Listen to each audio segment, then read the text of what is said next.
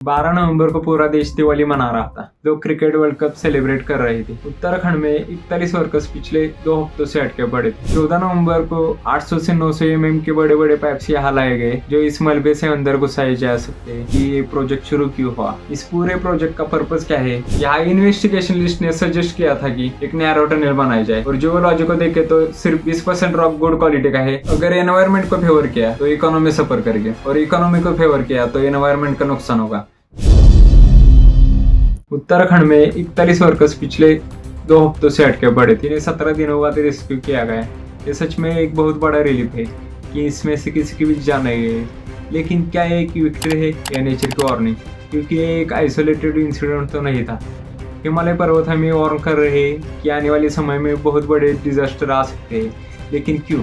हिमालय इतने डेंजरस क्यों है? यहाँ कंस्ट्रक्शन करना इतना चैलेंजिंग क्यों है? और इससे हमें क्या फर्क पड़ता है? ये कहानी ब्लैक एंड व्हाइट नहीं है। ये कहना बहुत आसान है कि यहाँ कंस्ट्रक्शन होना नहीं चाहिए, बट ये कंस्ट्रक्शन क्यों हो रहा है? क्या है इसकी पूरी कहानी? आइए समझते हैं आज के इस वीडियो में। सबसे पहले समझते हैं उत्तराखंड टनल कोलैप्स के एक पूरी टाइमलाइन। उत्तरकाशी में मजदूरों के रेस्क्यू ऑपरेशन का 10वां दिन। तस्वीर इस वक्त हम आपको दिखा रहे हैं उस सिलक्यारा टनल की जहां पर मजदूर फंसे हुए हैं। दिवाली वाले दिन ये बड़ा हादसा हुआ था और तब से लेकर के अब तक लगातार रेस्क्यू ऑपरेशन चलाया जा रहा है। एसडीआरएफ, एनडीआरएफ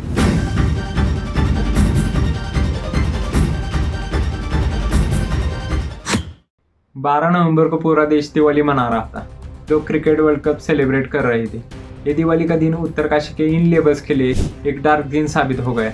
सुबह के 5:30 बजे एक अंडर कंस्ट्रक्शन टनल के सामने एक लैंडस्लाइड हुई।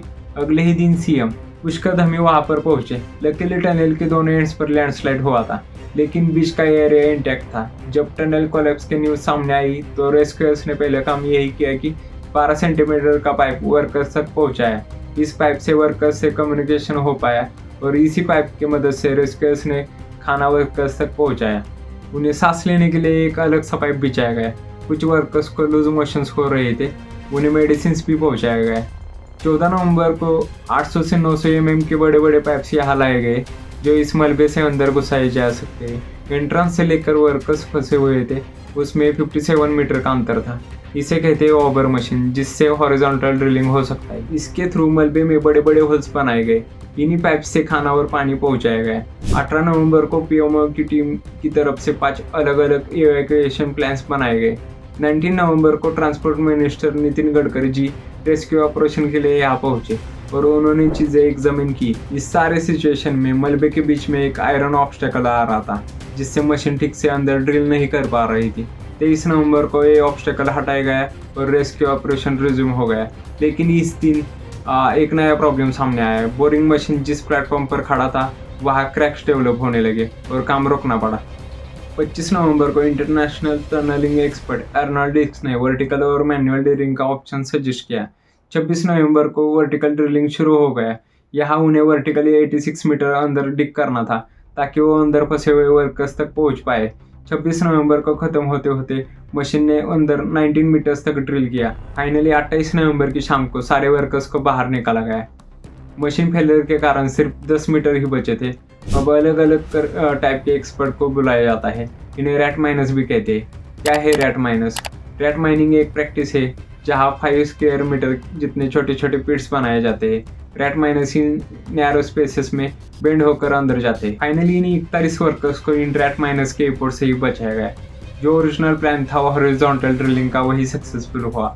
डिक्स मानते हैं कि ये आज तक का उनका सबसे टफेस्ट ऑपरेशन था, क्योंकि सारे वर्कर्स अभी तक जिंदा थे और वो इंजर नहीं हुए थे और उन्हें बाहर निकालना उनकी और भारत सरकार की जिम्मेदारी थी। ये थी इस रेस्क्यू मिशन की टाइमलाइन। अब आगे समझते हैं कि ये प्रोजेक्ट शुरू क्यों हुआ। बद्रीनाथ, केदारनाथ, गंगोत्री, यमुनोत्री हिंदू पिलग्रिमेज साइट से जिनके बीच कनेक्टिविटी बढ़ाने के लिए 4 धाम ऑल वेदर प्रोजेक्ट शुरू हुआ है।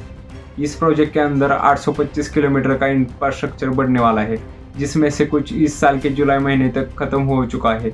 इस प्रोजेक्ट का टोटल कॉस्ट 12,000 करोड़ रुपए है। यहाँ पर साफ साफ दिखता है 770 रुपए करोड़ लैंड एक्वाय में और 11,000 करोड़ रुपीस एक्चुअल कंस्ट्रक्शन में खर्च हो रहे हैं। क्या ये पैसा फिजूल में खर्च हो रहा है या इससे कुछ अचीव भी होगा? जानते हैं अगले सेक्शन में। इस पूरे प्रोजेक्ट का पर्पस क्या है ये समझने की कोशिश करेंगे, फिर आप ही डिसाइड कीजिए कि क्या सही है और क्या गलत। उत्तराखंड को देवभूमि भी कहते हैं, चारधाम और हेमकुंड यात्रा उत्तराखंड के बैकबोन माने जाते हैं। हर साल यहाँ पर लाखों लोग रिलीजियस टूरिज्म के लिए आते हैं और सिर्फ रिलीजियस रीजन से ही नहीं, उत्तराखंड अपने नेचुरल ब्यूटी के लिए भी फेमस है। चारधाम हाईवे डेवलपमेंट प्रोजेक्ट के फायदे क्या है, वन बाय वन समझते हैं। इससे ट्रैवल और टूरिज्म रिलेटेड इंडस्ट्री को बूस्ट मिलेगा। डैमेज और डेंजरस रोड्स के वजह से होने वाले एक्सीडेंट कम होंगे। 2 लेन रोड्स, ब्रिज और टनल्स के वजह से ट्रैवल टाइम 30 to 40% कम हो जाएगा। इससे फ्यूल कॉस्ट भी कम होगी और रोड साइंस के वजह से ट्रैवल सेफ्टी भी बढ़ेगी। मिलिट्री पॉइंट ऑफ व्यू से बेटर इंफ्रास्ट्रक्चर चाइना के अगेंस्ट हमें बेहतर प्रिपेयर रहने में मदद करेगा। 1962 में हम चाइना से एक वॉर हार गए थे। यहाँ पर इंफ्रास्ट्रक्चर ना होना एक बहुत बड़ा रीजन बन चुका था। अब भारत यही बात बदलना चाहता है और लाइक सिचुएशन आती है तो हमारी मिलिट्री को प्रॉपर सपोर्ट करना चाहता है और are own by logistics. Himalaya दुनिया की सबसे यंगेस्ट माउंटेन्स है। इस वीडियो में आप देख सकते हैं कैसे इंडियन प्लेट यूरेशियन प्लेट से टकराई थी और हिमालय फॉर्म हुए थे। एक इवेंट इतना बड़ा था कि इसी वजह से माउंट एवरेस्ट जैसे दुनिया के सबसे ऊंचे माउंटेन्स फॉर्म हुए। इनकी हाइट अराउंड 9 किलोमीटर ऊंची है। ये अराउंड 40 से 50 मिलियन ईयर्स पहले के हैं। ये आज भी हिलते हैं और ग्रो हो रहे हैं। टनल को बनाने के लिए बर्नर ग्रुप नाम के एक जर्मन ऑस्ट्रियन इंजीनियरिंग कंसल्टिंग को हायर किया गया था। उन्होंने आउटक्रेस में कहा था कि टेंडर में जितना कहा गया है उससे भी ज़्यादा चैलेंजिंग कंडीशंस यहाँ मौजूद है, लेकिन हिमालय रेंजेस में कोई भी कंस्ट्रक्शन करना डेंजरस होता है और क्या ये टनल बननी चाहिए या नहीं, इसे डिसाइड करने के लिए सुप्रीम कोर्ट ने एक कमेटी भी फॉर्म की थी।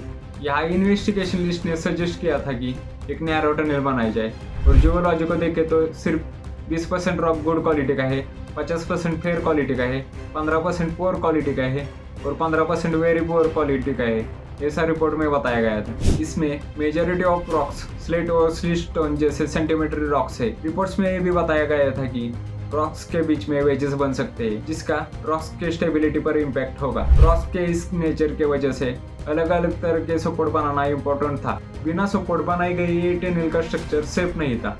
क्या ये रिपोर्ट इग्नोर किया गया था? इन जनरल हिमालय में कोई भी कंस्ट्रक्शन एक्टिविटी करते समय ये याद रखना जरूरी है। इनमें से कौन से रीजंस की वजह से टनल कोलैप्स हुई ये हमें प्रॉपर इन्वेस्टिगेशन के बाद ही पता चलेगा। हमने यहाँ पर सारे टेक्निक्स यूज किए जैसे कि horizontal drilling, vertical drilling, perpendicular drilling और मैनुअल ड्रिलिंग। इस साल 1000 से ज़्यादा लैंडस्लाइड उत्तराखंड में देखी गई। जोशीमठ में भी क्रैक्स डेवलप हो रहे हैं। 2013 में केदारनाथ में भी डेडली फ्लड्स आए थे।